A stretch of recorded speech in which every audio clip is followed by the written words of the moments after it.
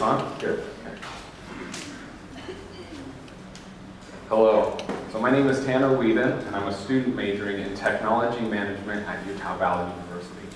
1 year ago, I had the incredible opportunity to go through the University Innovation Fellows Program. And as part of that training, I was able to come here to the Stanford D.school and to the Google Garage.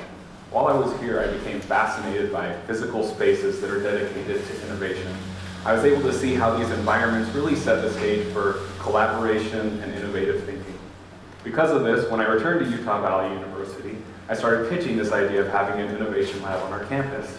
But as I worked with my various stakeholders, they all essentially told me the same thing. They said, Tanner, this sounds like a great idea, but we don't have the space. And so I could empathize with that because UVU is now the largest institution in the state of Utah. We now have 33,000 students, and we're on track to have 47,000 students in the next 8 years. Because of this, our campus, all of our classrooms are scheduled from 8 in the morning till 8 at night. So I said, okay, if I can't have a space, can I still teach students about design thinking? What do I really need? I learned that I needed Sharpies, Post-it notes, and rapid prototyping supplies to make that happen.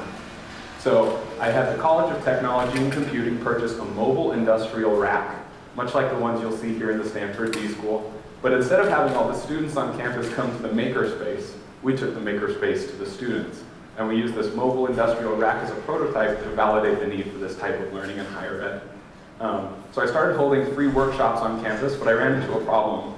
Most of my workshops looked like this. No one was there. I learned that design thinking is a hard thing to market if people don't know what it is or how it applies to what they're doing. So instead, I designed 2 weeks of design thinking curriculum, and I integrated it into a general education course. Now, the beauty of this course is that it's taught to 1,500 students each year, and these students come from all disciplines on campus.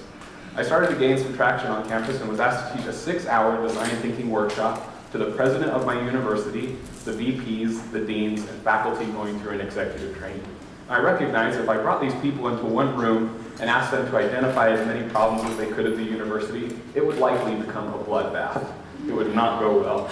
So instead, we had them go through the design thinking process to reimagine the experience of disposing of trash. And because of this, they were able to look at this problem objectively, having no emotional ties to it. And throughout the next couple of hours, they went through the design thinking process. And then in the afternoon, we had them come back and identify problems at the university, and they were able to collaborate without killing each other's creative confidence.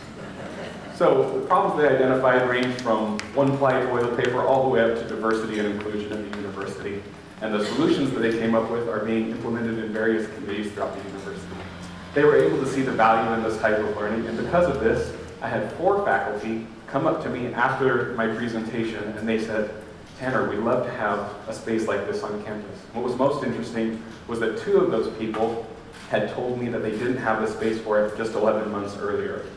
It was then that I learned that telling people about design thinking and engaging them in design thinking yields 2 very different results. So my 3 keys to success throughout this past year have been 1, to have a strong bias towards action and don't take no for an answer.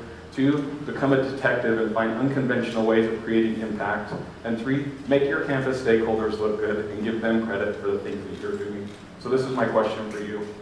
What can you do today to create impact?